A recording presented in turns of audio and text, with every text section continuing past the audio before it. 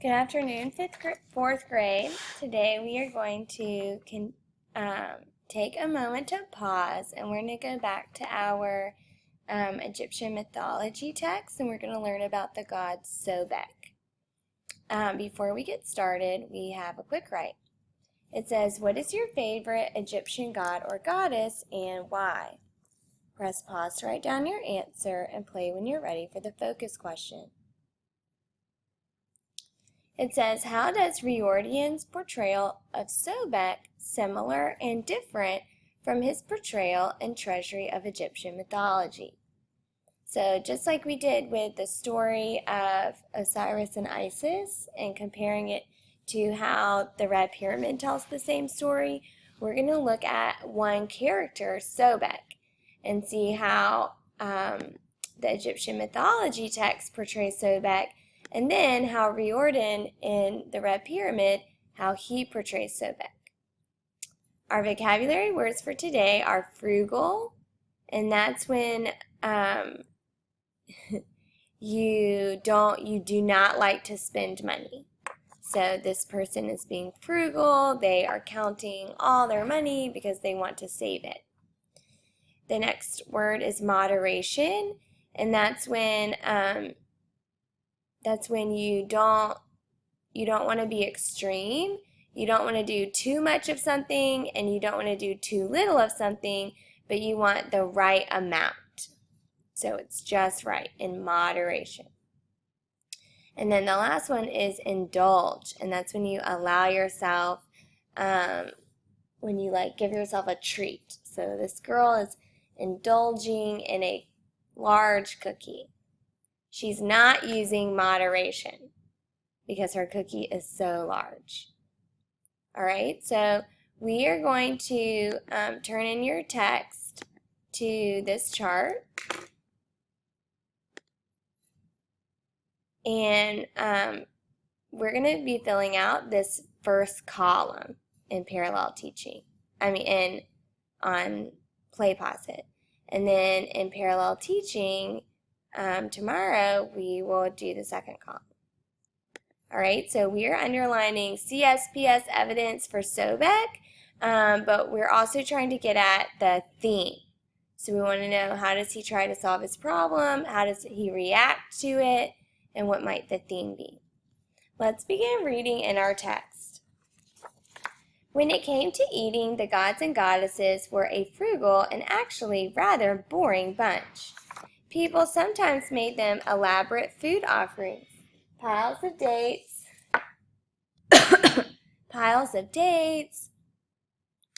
amphoras of wine, platters and platters of grilled vegetables, baked geese, stewed river fish, and vast arrays of sweets. But all that was folly. Deities preferred to eat simply. Bread and fresh water generally did the trick. Few liked vegetables, and those who participated in rituals of the underworld duat even hated onions. Some delighted in honey, while others found it bitter. The same was true of beer and wine. The goddess Hut-Haru was known to be liberal in this regard, and she encouraged people to drink as they came to pray to her, to loosen their inhibitions so they could talk more freely and dance more joyously. The god Set had a reputation for getting drunk in body, but just for the pleasure of it. The god Haru drank to give himself courage in battle. And all of them ate these 8 things people never thought of serving them, for they were beyond human consumption, such as precious stones. They consumed a daily portion of Ma'at, the spirit of order in the cosmos. Indeed, Ma'at was their essential food, and sometimes they drank their own tears and sweat. But no god or goddess enjoyed eating flesh. If they indulged in meat at all, it was in moderation, without salt, and always roasted with much grain on the side. Go ahead and turn the page. In truth, some of them had a great distaste for certain meats.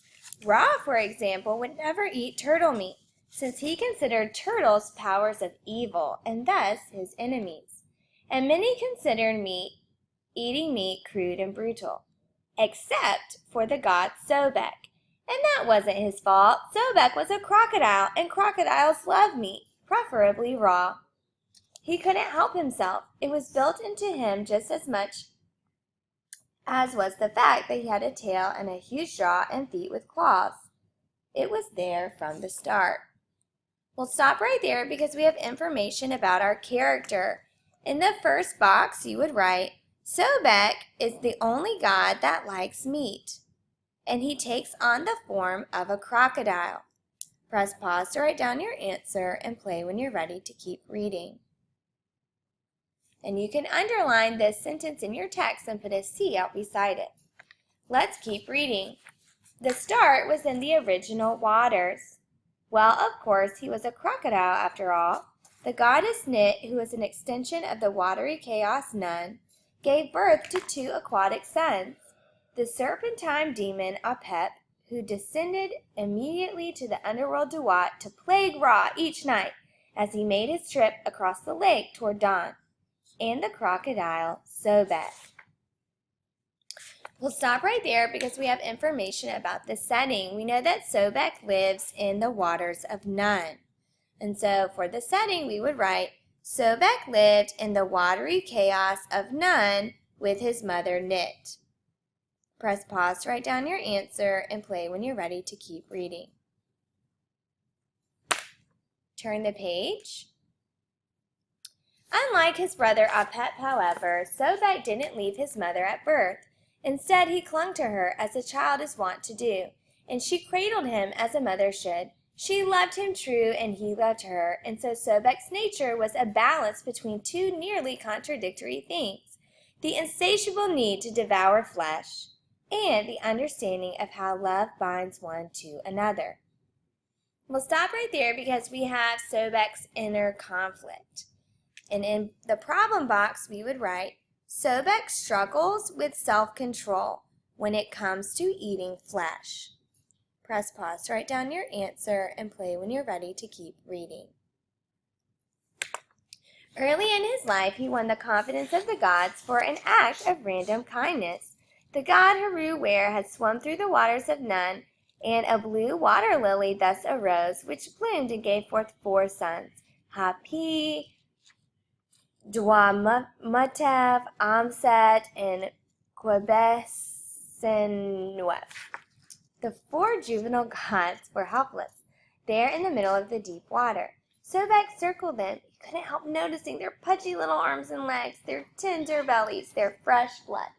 His mouth must have watered at the thought of their juicy organs. His nostrils must have flared.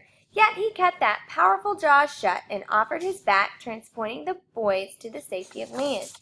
They were babes, after all. Turn the page. And he had been a babe, a cradled one. The date his mother loved the smell, the pomegranate she held against her cheek.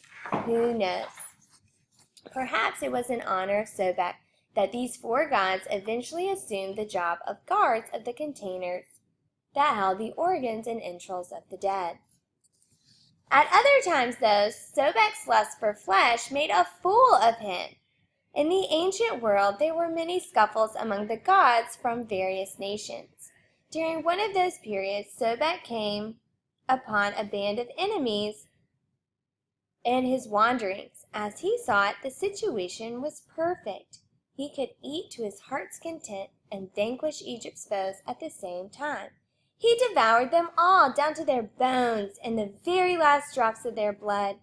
But he saved their heads so he could show them to the other Egyptian gods and goddesses and bask in their praise.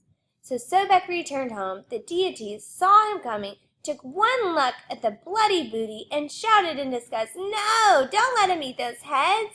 Give him bread! Give him bread!" Poor Sobek was chagrined. All right, we'll stop right there because we have some more evidence. Sobek's goal is to eat flesh. He always wants to eat flesh. And so in the goal box, you would write, Sobek always wants to eat flesh. Press pause to write down your answer and play when you're ready for the attempt. Okay, and so in order for him to get to eat flesh all the time, he partnered with the Egyptian pharaohs. And he would help the Egyptian pharaohs fight their enemies, and he got to eat the flesh of the enemies. So in the attempt box, you would write, Sobek partnered with Egyptian pharaohs to fight off their enemies. This way, the other gods liked him and he got to eat flesh. Press pause to write down your answer. Play when you're ready for the outcome. But when he returned home to show all the gods, everything he'd done, they were really grossed out because they don't like flesh. And Sobek didn't really understand that. And so in the outcome, you could write, the gods were not impressed with his fighting ability because they did not like flesh. Press pause to write down your answer and play when you're ready to keep reading. Go ahead and turn the page. It was his fate to be admonished for his very nature. That time Sobek went without punishment for his bestial behavior, but another time he was not so lucky. When the god Set slew his brother Usser and ripped him into 14 pieces, he scattered those pieces across the land.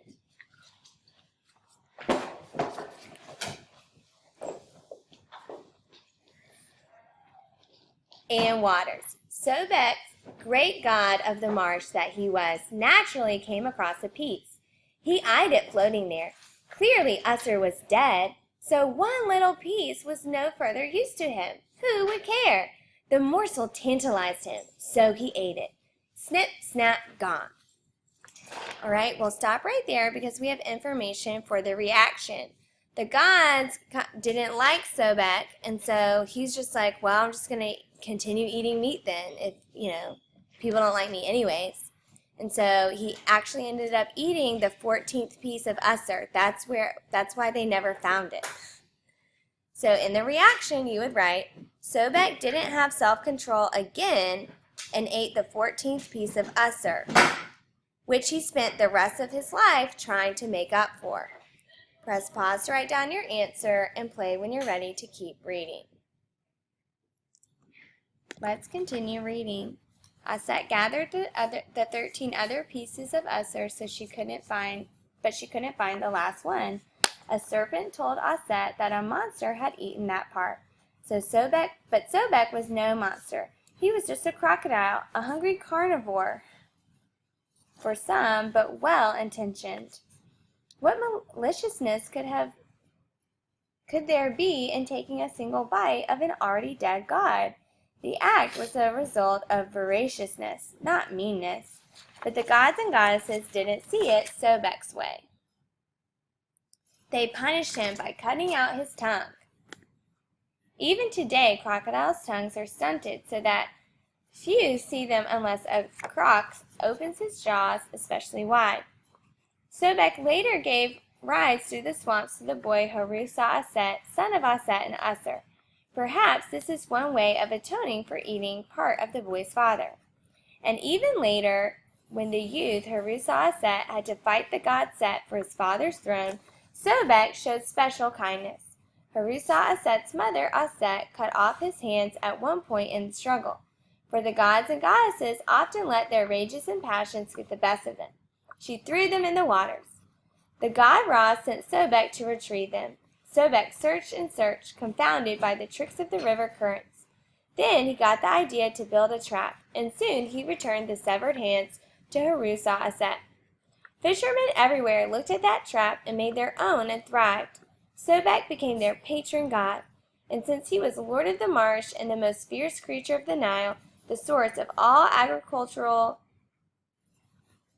fecundity, Sobek was seen as the god of fertility too. And for no discernible reason, Sobek became the god to restore the sense of sight to the dead. All in all, he was feared. Man-eater that he was. All in all, he was loved, the efficient god that he was.